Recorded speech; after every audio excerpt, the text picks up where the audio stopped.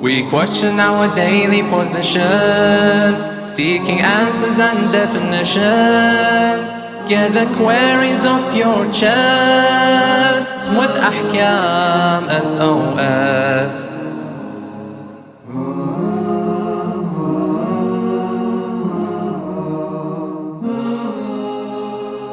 Assalamu alaikum wa rahmatullahi wa barakatuh. Welcome to Ahkam SOS, the show that discusses Islamic duties and practices. MashaAllah, we've been having a great conversation on the topic of Hajj. Inshallah, we'll continue this with my host and guest, Sheikh Ali Ma'ash. Assalamu alaikum, Sheikhna. Assalamu alaikum wa rahmatullah. How are you? Alhamdulillah. MashaAllah. Just a quick reminder to all our viewers that this is a live show, and you have any questions that you'd like to ask, you can send it in via the WhatsApp, you can send it in via email address. Alternatively, give us a call and me and the Sheikh will be more than happy to discuss any question you have in regards to any topic on Islamic fiqh, inshallah. I'm your host, Mohsin Shah, and we're going to continue with Hajj, inshallah. So, Sheikh, now my first question for you this evening is, what are the categories of Hajj? أعوذ بالله السميع العليم من الشيطان الرجيم بسم الله الرحمن الرحيم الحمد لله رب العالمين وصلى الله على محمد وآله الطيبين الطاهرين ولعنة الله على أعدائهم أجمعين. The Hajj initially begins with what is known as Umrat al-Tamattu'. Okay. You begin the Hajj initially when you arrive to Mecca by performing the A'mal of the Umrah al-Tamattu'. The Umrah is just to basically allow you to enter into this holy city, of the holy city of Mecca, to do the A'mal related to this holy city or the Haram. And then of course after that, which is only just maybe half a day Amal, it doesn't take that much time. And then you wait for the second part, the category of the Hajj, which is the Hajj al-Tamattu'. So initially, by arriving to Mecca city, you do the A'mal of the Umrah al-Tamattu', the Umrah, and then you wait, depending on the duration between when you started your Umrah, you wait till the time of the Hajj al-Tamattu', which actually is the actual Hajj rites and rituals, which are Arafat, Muzdalifah, Mina, and so forth. Excellent. What about Hajj, Umrah al-Tamattu', sorry. What are the rights of Umrah al-Tamattu'? The Umrah al-Tamattu' basically begins with, of course, Ihram. Okay. You need to wear your Ihram first. That's the cloth garment. Exactly. The first Amal to wear, of course, you have to take everything you have worn on your body, and only these two pieces will be worn on your body. So just two pieces of the clothes, as you mentioned, nothing else.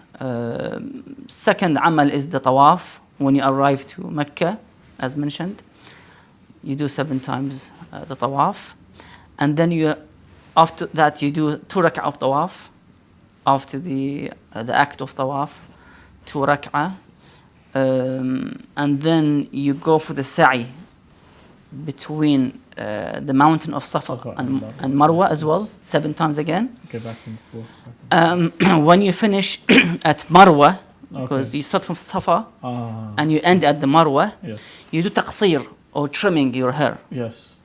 So that's basically will end the A'mal of the Umrah al-Tamattu'. Okay. And now you are free in terms of things which were haram to do while you were in Ihram. Okay. You now basically released from being in restriction in terms of the Ihram by this trimming and by the finishing the Ahkam or A'mal of the Umrah al-Tamattu'. That's it. Yeah, I remember, because I was fortunate to do Umrah once, and then we weren't allowed to wear perfume, you weren't allowed to scratch yourself, there was a lot. Inshallah, later we'll have a discussion on that. Sheikhna, why do we need these ritual rites, especially when entering Mecca? Well, the individual is not allowed to enter into the Mecca, the sanctuary, except by this holy city of Mecca, except by wearing the Ihram and performing the Umrah. You have to basically wear the Ihram and enter into this holy city and do all these rituals and Amal of this holy city. And of course, you can't leave except by doing these a'mal. So you have to make sure that when you enter the city of Mecca, you are with ihram and you do all these ritual or the rites and the acts. The rites of the acts of the Hajj, of the Umrah, and then you can leave. That's how the Sharia or the law is for the holy city of Mecca. And what about the specified times of the ihram? What are they? What are the specified times of the ihram? The time of the assuming of the state of the and the beginning of the ihram for the Hajj. So you have Umrah Tamattu and then you want to actually start your Hajj as well afterwards. Is the month of Shawwal, Dhul Qa'dah and Dhul Hijjah. So let's say you arrive in Mecca by the 1st of Dhul Qa'dah and you have at least you have about 1 month and 9 days to Arafah, day of Arafah. So imagine you finish your amal, your tawaf and everything on that day, and you have to wait for the Hajj Tamattu. So these 3 months are specifically for the amal of Umrah at-Tamattu and Hajj Tamattu. So you come for the Umrah, you do the Umrah, you wait for the Hajj, and of course by 9th of the Hajj, you start with the amal of the Hajj at-Tamattu. Awesome. So as you know, we do get questions coming in, and I've got one here from the email, and it's, what is the place of declaring and assuming the state of ihram, which is known as miqat?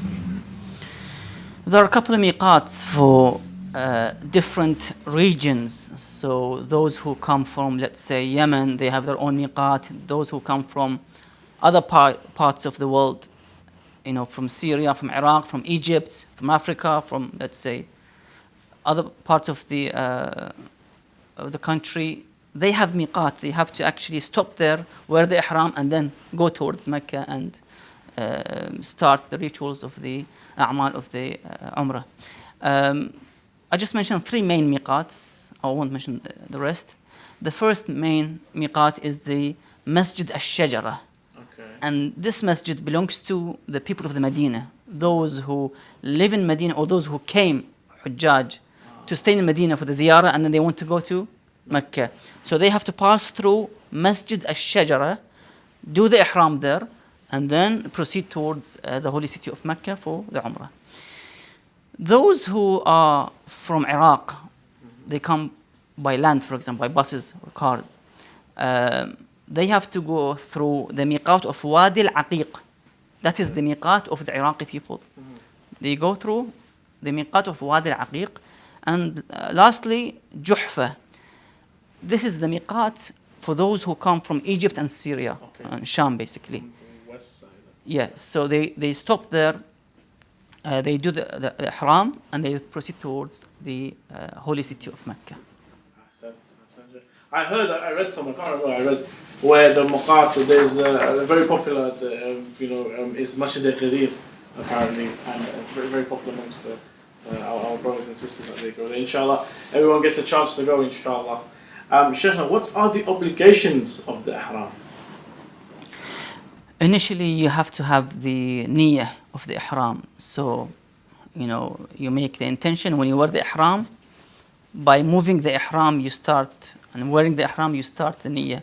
So, let's say you say, for example, I أحرم لعمرة التمتع, for example, and so forth, قربة الله تعالى.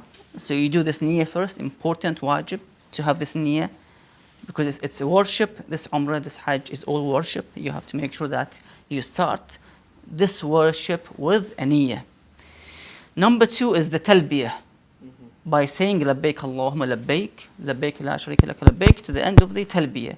Talbiyah is the second required category of the ihram.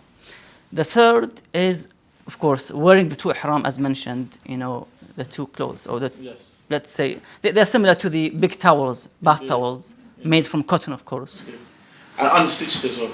I remember my dad used to tell me. Yeah, I mean, we'll inshallah come to the details of the stitched and non-stitched, but mainly they have to be two parts, as mentioned, for the bottom parts from navel all the way down, and the one to be placed on the shoulder and to cover the chest and the back. So these are the main wujub of the ihram. Shaykhna, you mentioned the talbiyah, and according to Ayatollah Sistani, Hafidhullah, what does he say in regards to when we should start reciting the talbiyah? Of course, the talbiyah begins when you start wearing the ihram, of course, and all the way down, all the way you keep reciting and reading labbaik labbaik till you reach, according to Ayatollah Sistani, as a precaution, until you reach the old city of the Mecca. You see the houses of the old city of Mecca, because now we have two sections or two parts. The city is divided into the new city and the old city. Obviously, there's been development. I think the new city is the Aziziyah, if I'm not wrong. So you still have do the talbiyah till you reach, as a precaution, as the Sayyid mentions, till you reach and see the houses of the old city of Mecca. Then you stop the talbiyah. So the talbiyah won't continue till you go and do the tawaf. No, there's no more talbiyah. Talbiyah is stopped when you are inside the holy city of Mecca. That's it. You stop the talbiyah. Interesting, let me mention a hadith with this regard about the talbiyah. Hadith from Imam Abi Abdullah As-Sadiq alayhi salam. Interesting hadith. He says, إذا اكتسب الرجل مالا من غير حله ثم حج. If the individual gained wealth or money from other than the source of halal, from not, in other words, from haram source, by selling alcohol, by stealing, by cheating, the buyers, fraud, and so forth, he gained money from a haram and forbidden source. What happens when he goes to Hajj with this money? Imagine somebody wants to go to Hajj and he's spending money for the Hajj from the haram source. فلبى, and he said لبيك اللهم لبيك. So he was in one of the miqats and he was wearing ihram and he said لبيك اللهم لبيك. He wants to go to Hajj with this haram money. Imagine the ihram is haram from the haram source. Wow. The trip all from haram source. نعوذ بالله. Nudiya, he will be called. Now it could be by an angel, by other Allah's creatures. نودي لا لبيك ولا سعديك. Because لبيك اللهم لبيك means here I am, O Allah, at your service. Here I am. Allah would not accept this call. He will reject. In other words, you're not welcomed. لا لبيك ولا سعديك. Allah will reject this talbiyah. Then the Imam says, وإن كان من حله فلبى. But if he came to Hajj, the cost of the Hajj, the tickets, visas, and everything, the ihram, the cost of the Hajj was from halal means and halal source, halal income. He paid the khums for the ihram and for the cost of the Hajj, for the entire cost of the Hajj. نودي لبيك وسعديك. Now you're welcomed. The call would be that you're welcomed. So it's important that for the believers, for the mu'min and mu'minat, to make sure that they actually purify their wealth and money for the Hajj, especially by paying the khumus, to purify this wealth from any issues, and then they can go to Hajj and of course receive all these bounties and mercies and forgiveness from Allah Azza wa Jal in this spiritual journey. Sheikh, what are the conditions of the garments of the ihram? Now, I remember as I said earlier, we're not allowed to put perfume on, and scratch. I'm sure you've got a detailed list and explanation of what we are not allowed to do while wearing the ihram. Basically, it is obligatory and wajib for men and women to wear these two garments, two pieces of ihram. For the men, as I've said, it's like two big towels, bath towels. They would cover the body with, nothing else inside the body. except these two to ihram. So you're talking about no underwear? Nothing at all, nothing. Okay. And also for the women, of course, they wear the ihram in hijab style, Okay. and they have their own conditions as well. And of course, it's wajib for the ihram to be tahir, not to be najis. Okay. That's important. Not made from silk, the pure silk. Yes. Not even made from the skin or the leather of the animal of the haram meat. Also, they should not be thin, so the one can see through the body. Transparent. Exactly. Yeah, okay. So these are the basic conditions of the ihram. Nice. Sheikhna, is it permissible to use Zamzam drinking water for wudu?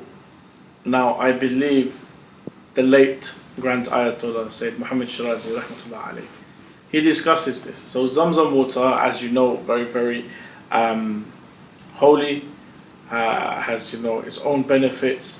Furthermore, not readily available. There's not like there's loads of it, and you can use it as you please. And especially when people go to Hajj and they bring it back, they bring us little amounts and we mix it with our own water and then so forth. With Zamzam water, what does Sayyid Muhammad Shirazi rahmatullah, what does he say in regards to using Zamzam water to do wudu? He would mention that yes, it is permissible. However, some of the ulama argue that they put some kind of conditions. Otherwise, it's not allowed. You cannot actually do wudu with the Zamzam water in these conditions. So you have to go back to your marji' when you want to go for the Hajj, or ask his representative when you are there, for example, that can I use the Zamzam water inside the holy city of the mosque of the Kaaba, in Kaaba there, can I use actually to do wudu? Because sometimes it's difficult to leave the holy city of Mecca, and the Masjid al-Haram is so massive and big. To leave this place to go to do wudu is a bit difficult, especially if it's overcrowded. So Zamzam is always available in every corner, alhamdulillah, for drinking. But for yourself, you may ask your rep or the marji' to see if you're allowed in such compelled situation to be able to do wudu with or not. But otherwise, some ulama like the late Sayyid would allow for the one to use the Zamzam for the wudu purpose. Just a quick reminder to all our viewers that this is a live show. All of your questions, you can send them via WhatsApp, email, or alternatively give us a call on the telephone, and inshallah, the Sheikh will be more than happy to answer your questions. Sheikh, one from the WhatsApp, if I may. My parents have not prayed for months, more than 20 years, and refuse to pray and fast. My father commits adultery and drinks alcohol. Being the only child they have, am I obliged to pray and fast on their behalf if they die? So we have a situation here.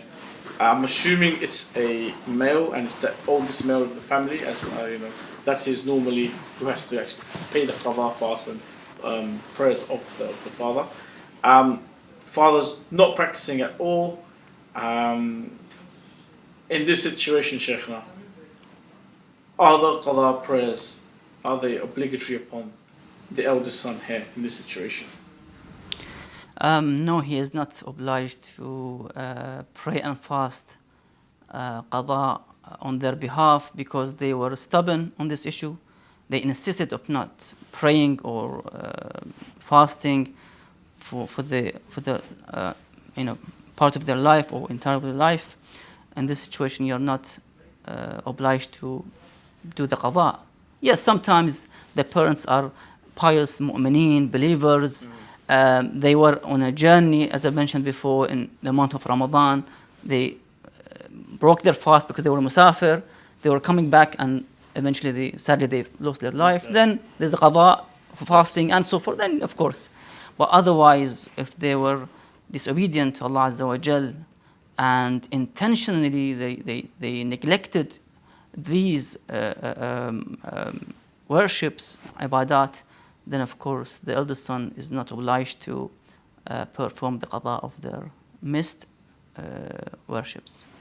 Excellent. Thank you very much, Sheikh. We're just going to go to a short break now. Join us after the break as we continue our discussions here on Ahkam SOS. Join us after the break. Assalamu alaikum wa rahmatullah wa barakatuh.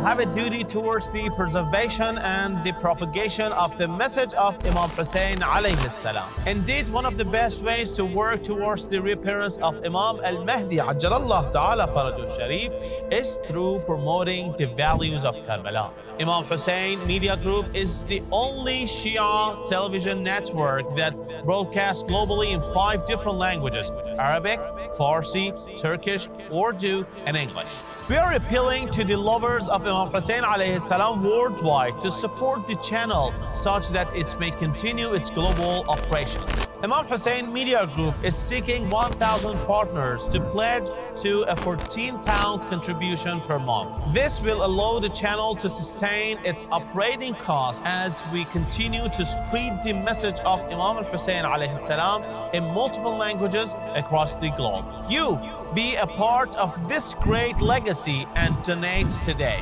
You can pledge in 2 ways. www.imamhussein3.tv/donate will take you direct to our donation page where you can pledge monthly. Or you can call or WhatsApp us on 0044 793 9917163. Imam Hussein TV, your gateway to Karbala.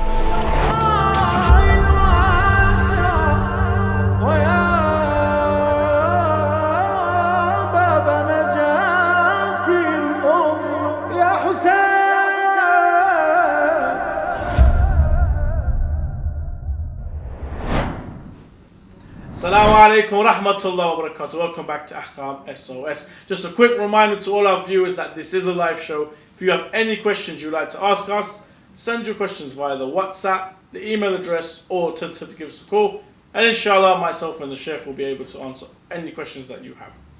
Assalamu alaikum, Sheikh. Assalamu alaikum wa rahmatullah. Sheikh, I've got more questions from the WhatsApp if you allow me to. And this is a very interesting question. Is a transgender female considered a mahram to a woman? Now here we have a male who's probably gone under surgery and now is transgender and is now a female. Is this person considered a mahram to other women? Bismillah ar-Rahman ar-Rahim. No, according to the question, this individual will remain as male.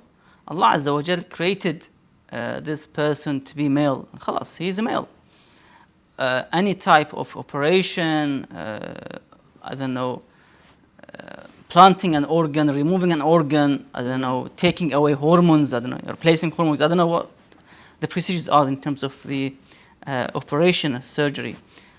This individual will remain as male as he lives, as long as he lives. So, no, of course, he needs to stay away from the gathering of the women who have, let's say, no hijab, for example.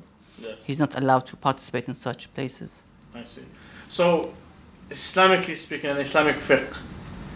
Well, by the way, before we continue, I'm just letting you know that this is Islamic fiqh. We're not actually condoning or condemning transgender issues. We're just talking about, Islamically speaking, if there is a male who has an operation to be a female, this person would still Islamically, when we look at the law and jurisprudence with Islamic law, will still be recognized as a male, and still all of the male laws, attaining to males and pertaining to males, directed at males, will still apply on this individual. Am I correct in saying that, Sheikh? Yes, exactly. Fantastic. Sheikh, another question from the WhatsApp. If tattoo remains on the body for many years, will it be considered as makruh? So I'm guessing what this person is asking is permanent tattoos which are there permanently and they won't be removed. Because we have some which are semi-permanent but which last maybe 6 months, 1 year. Some that last a couple of years. I don't know if you remember, in the sweet packets you get these ones and then you put it on with your arm with water and it will last for like a couple of days or so. So a permanent tattoo, makruh? You see, there's 2 issues with this regard. Number one, to apply the tattoo first place. Okay, that's makruh according to some ulama. To have and leave the tattoo on the body for the next couple of years, according to Sayyid, he says that it's not far from being makruh as well, to keep the tattoo on the body. So to apply, that's one issue, and to leave it on the body for the rest of the years is also makruh. So the one might feel a bit difficult in terms of, having this always on his body, and it's of course makruh. And it seems to be like that, yeah. Shaykhna, one issue that we have, and as you know, Shaykhna, the greatest jihad is the jihad al-nafs. And with jihad al-nafs comes the area known as riyah, which is to show off in a way. Sometimes the way we dress, the way we do our hair, the way we even approach Islamic, for example, the way we recite Quran, or the way we perform salah and so forth, sometimes may have an element of riyah in it. With wudu, if I perform my wudu and I have, it is accompanied with riyah, is this wudu valid or invalid? You see, one should be always in sincere position and ikhlas when it comes to every act, every deed, in terms of the worship, to be all with ikhlas, with sincerity. Otherwise, the wudu or the salah would be rendered as void and batil if it was for the purpose of showing off to others, for example. There's an interesting story, I don't know if it's true or untrue, that a man was praying alone in the mosque, and the doors of the mosque was open, and he heard scratches and footsteps of some person is actually coming inside the mosque. So he made his salah longer and longer, with more calm, with more tawajjuh, and he started to recite the Hamd and Surah in a proper manner, just to show off the one who came in that I am praying in a proper way, in more devotion, in more attachment to Allah Azza wa Jal. And then when he finished his salah, he found that it was actually a dog that came inside the mosque. So sometimes you see our a'mal would go, na'udhu billah, not for the purpose of Allah Azza wa Jal. And that's sad. So the one should actually have this ikhlas and sincerity, not only in the worships, but in all a'mal. Even serving your families, at work, you're at work, actually, you should have this ikhlas and intention that is for the cause of Allah Azza wa Jal, to bring halal food and drink for my family. So ikhlas is important in all aspects. Excellent. Shaykhna, being in the state of Junub, there's a lot of restrictions. Does that restriction also apply to an individual who wants to enter Masjid Haram in Mecca or Masjid Nabawi in Medina? So can one in the state of Junub enter these two holy mosques? Not at all. You're not allowed to enter or even to pass through from a door and leave from the other door. Because in the other mosques you can. Yes. Just to pass through a mosque, and you want to cross from one door to the other door. In the Masjid Haram and Masjid Nabi, the two holy mosques, you're not allowed even to pass through. You have to stay away from those two mosques, and the sooner the better for the one to go and purify himself by doing the ghusl of janaba. Excellent. Shaykhna, another question, and I've witnessed this myself, that when we are praying an obligatory prayer, Dhuhr or Asr, and sometimes you have those first surah, Surah Al-Fatiha, Surah Al-Hamd at the beginning, and in the second surah, sometimes it is a small surah, a complete surah, sometimes it is a couple of ayahs from Surah Baqarah or so forth, or from Surah Najm or anything like that. Along the surah, the Imam of the Jama'ah, normally it is not one of the school of the Ahlul Bayt, is from another school of thought, but they will take 10, 20 ayah from a surah and use that as their second surah for the salah. Is this acceptable in the Jafri school of thought? No, you have to basically recite a whole surah. So make sure you choose a shorter surah than Surah Al-Baqarah, and instead actually use a shorter surah, but a complete surah from Bismillah to the end of the surah itself. So you must complete the entire surah. Shaykhna, inattentiveness is, a very, very, you could say, I would say it's very common. It is very difficult sometimes when we're in Salah to have our full attention while praying. If I feel I'm not being if I feel I'm being inattentive, must I repeat my Salah? Well, it becomes haram for the one to repeat his Salah on the grounds of the obsessive doubting or waswasa. Okay. Because there's a narration that Imam asks one of his companions when he tells the Imam that there's a friend of mine, he repeats his Salah. The Imam says to him, ask him, is this from shaitan or from Allah? This repeating, who's telling you to repeat your Salah? Maybe some people would repeat 7-8 times. Yes. Or the ghusl, they might remain in the ghusl for an hour and a half, for example, or repeat the ghusl.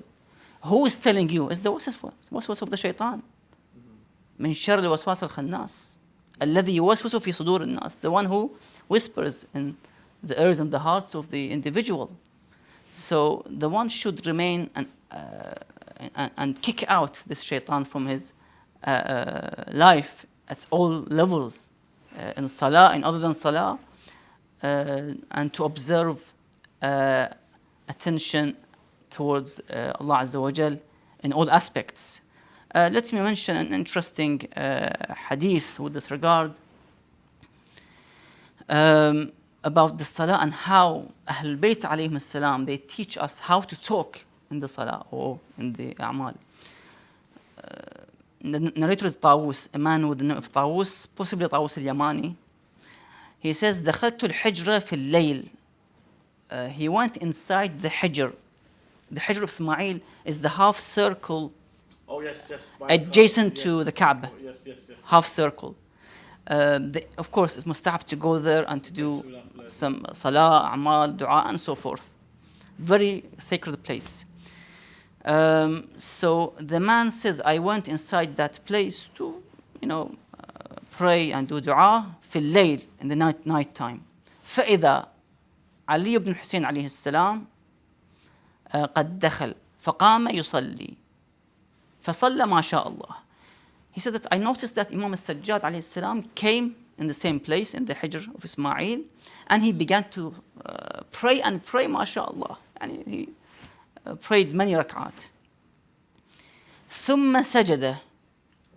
Then the Imam went into the sujood after all these prayers that he prayed. قال فقلت, Tawus says, I said to myself, رجل صالح من أهل بيت الخير. He is a man from a pious family, the family for Ahlul Bayt alayhim as-salam, with all that blessings this family has. لأستمعن إلى دعائه.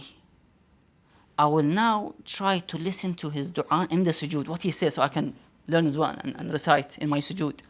فسمعته يقول في سجوده. So I've heard in his sujood saying these words. عبيدك بفنائك. Oh Allah, the Imam didn't say عبدك. عبدك means slave. Yes. The Imam said عبيدك. عبيدك is to minimize. So عبيد means a small slave, a mini slave. Your small slave is in your courtyard near the Kaaba. عبيدك بفنائك. مسكينك بفنائك. Your pauper is in your courtyard. فقيرك بفنائك. Your faqir, your poor individual, is in your courtyard. سائلك بفنائك. Your beggar is in your courtyard. Oh Allah. Great words in humility and humbleness before Allah Azza wa Jal. So Tawus said that I've learned these words. فما دعوت بهن في كرب إلا فرج عني. I've never read these in my salah, in my sujood, except I've gained the hajj and relief from my difficulties. So he actually imitated and copied these words in his salah and implemented them, and he actually gained his hawa'ij. And so see how Ahlul Bayt alayhim salam teach us how to pray to Allah Azza wa Jal, what words to say, to keep you all the way focused in your dua and worship. So inshallah, also how the viewers can also implement the words of Imam Sajjad Salaam alayhi. My final question for you, Shaykhna, for tonight is that we, as Muslims here in the West, we live in a very, very multicultural society. We have people from all different faiths and all different backgrounds. Some of them are tahir, some are not tahir. Now, when we deal with those who we do not deem to be tahir, must we ask them their religion so that to confirm whether we can accept them as tahir or not? If they are from the Muslim country, then there's no need to ask them if they are tahir or not tahir. From Muslim countries, as you know, around the Muslim regions, you don't have to ask. He's a Muslim, basically. Majority are Muslims. But if they are, or if actually you became known that they are not Muslims, then of course you have to ask. Yani, it depends really. If they are from the Muslim country, then that's fine. Unless you discover that they came from non-Muslim country, then you have to ask. Let's say they came from, I don't know, majority is China, non-Muslim, isn't it? Yes. So you have to ask, are you Muslim or are you not Muslim? Yeah. Or from Europe, are you Muslim, and so forth. So it depends really. Majority Muslim, you don't have to ask. Yes. But if it's not majority Muslim and are they not Muslims, then you have to basically ask. Fantastic. Thank you so much, Shaykhna, for this evening. And thank you to all our viewers for joining us on this episode of Ahkam SOS. Inshallah, we'll be back on Wednesday at 6:30 live on Imam Hussein TV. Join us then. Assalamu alaikum wa rahmatullah wa barakatuh.